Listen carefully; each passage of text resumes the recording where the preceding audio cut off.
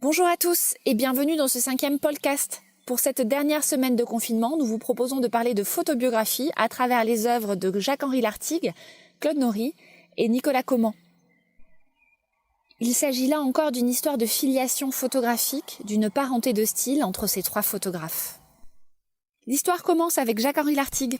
Né le 13 juin 1894, Lartigue est un enfant sage à la santé fragile. Très intéressé par l'appareil photographique que possède son père, il est ravi le 25 décembre 1901 quand il reçoit le cadeau qui va faire basculer sa vie. « Papa ressemble au bon Dieu, il vient de me dire je vais te donner un vrai appareil de photographie. » Sa santé précaire lui vaut des promenades obligatoires dont il se réjouissait puisqu'elles lui permettaient de déambuler et de s'exercer avec les appareils photos qui vont devenir de plus en plus légers au fil du temps. Une passion dévorante l'habite. Elle se manifeste à travers 3 moyens d'expression. J'ai essayé de tout photographier, de tout écrire, de tout peindre. On le sait peu, mais Lartigue se voulait peintre. Il a d'ailleurs reçu une formation en ce sens à l'Académie Julian, mais il sera surtout connu comme photographe. S'il commence à exposer ses premiers clichés dans les années 60, se faisant ainsi un nom dans la profession, la consacration viendra d'une exposition au Museum of Modern Art de New York en 1963. La même année, Life lui consacre un portfolio. Ce numéro consacré à la mort de Kennedy fera le tour du monde et lui assurera la célébrité.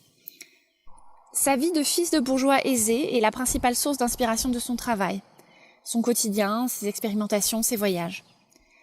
Mais également ses femmes, sa première épouse Bibi, Coco, et ses autres maîtresses, sa muse Renée, et enfin Florette qu'il rencontre le 12 janvier 1942 et qui restera avec lui jusqu'à la fin de sa vie. Lartigue a été le premier photographe français à faire don de son œuvre photographique à l'État en 1979. Il charge l'Association des Amis de Jacques-Henri Lartigue de conserver, vendre et diffuser le fonds. Ce qui fait la particularité de l'œuvre de Jacques-Henri Lartigue, ce sont ses albums. Issus des traditions de la photographie amateur, il systématise leurs principes et en réalise pour chaque année de sa vie. Sur chaque page, il met en relation les images et un petit texte de sa composition. Cependant, il est parfois difficile de dater précisément certaines prises de vue car on sait qu'il est revenu sur ses albums tout au long de sa vie. Il a créé ainsi le livre en plusieurs volumes de sa propre existence, son propre mythe. La part de fiction, de subjectivité y est assumée. Ces albums sont aujourd'hui une source d'information primordiale pour les équipes de la Donation Lartigue avec lesquelles nous travaillons, Marion Perceval et Charles-Antoine Revol. Cependant, le premier à parler de photobiographie et à pousser le vice jusqu'à en théoriser le concept est Claude Nory. Photographe et fondateur de la maison d'édition Contre-jour, Claude Nory est né en 1949. Il a passé à Toulouse une enfance douce, bercée par l'histoire de ses racines. Son père, originaire de Vérone, lui parlait d'Italie et d'amour. L'été était synonyme de vacances italiennes et de journées passées à la plage à profiter de la Dolce Vita. Dès 1981, il retourne sur les traces de son enfance. À travers ses photographies, ce sont les voyages en Italie qu'il nous livre, les adolescents, les filles magnifiques et les amours heureux qui continuent sur les pages de ses livres. Claude Nory n'est pas photographe à apprécier l'idée d'une photographie volée. Il affectionne le contact, le lien qui se crée avec le modèle lorsqu'il appuie sur le déclencheur. L'appareil est un go-between entre deux personnes qui, à un moment donné, échangent quelque chose. Ce grand timide utilise l'appareil photo comme un alibi et immortalise les jours heureux. Il parle de flirt photographique. Être photographe du bonheur n'est pourtant pas une chose aisée. Nory clame sa conviction profonde que la photographie est le témoin biographique par essence dans son ouvrage qui est un manifeste photobiographique écrit en collaboration avec Gilles Morat l'été dernier. Pour les deux auteurs, la photographie permet de conserver l'empreinte du passé, de faire ressurgir des moments oubliés de vue et de vie. Elle retient des épiphanies.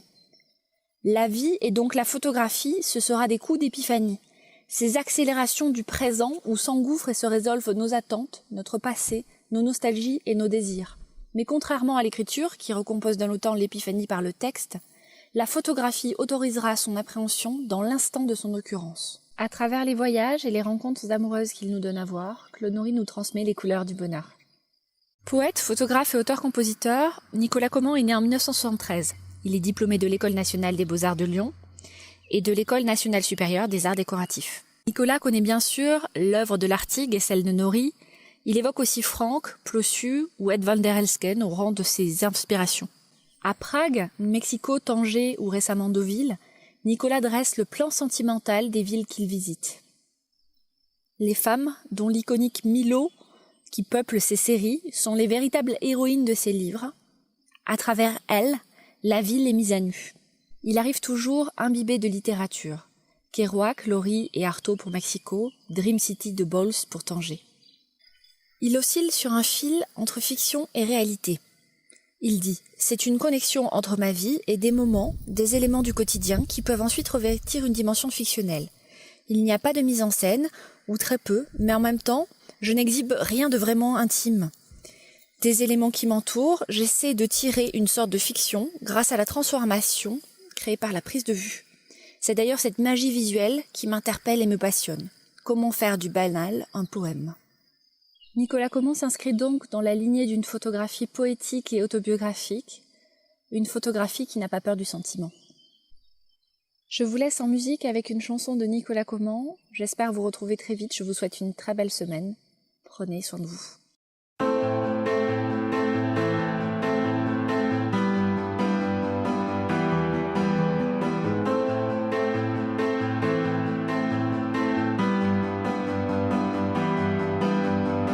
Sur la gâchette d'un revolver qu'aucune phalange ne presse, le cadran d'un vieux téléphone qu'une main gantée actionne. Sous l'étoffe d'une jupe crayon ou la couture d'un bas nylon se file,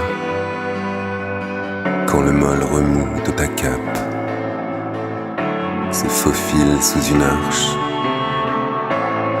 Planer s'allonge comme un songe sur Tanger, où les mers se mélangent et nul n'est étranger à l'ombre de l'aile de l'ange. Du bizarre derrière ta frange où fond le col dans la fange du petit Soco. Je caresse sur mon épaule le perroquet de Paul Bowles. Sous le même oranger, resté inchangé dans la féerie d'un ferry, scintillant dans la nuit. Planer s'allonge comme un songe sur Tanger, où les mers se mélangent et nul n'est étranger à l'ombre de l'aile de l'ange. Du bizarre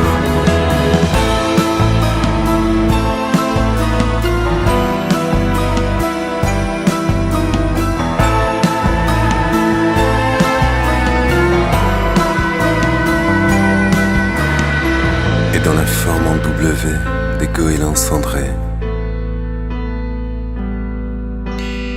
qui sont autant d'olives au vert au-dessus des demeures. Face à la pointe de Tarifa, dans le bleu roi du détroit, où l'Afrique fantôme commence, sous les néons de la ville blanche,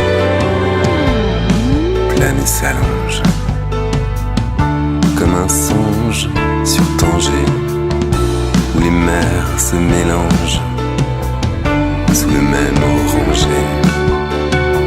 Restez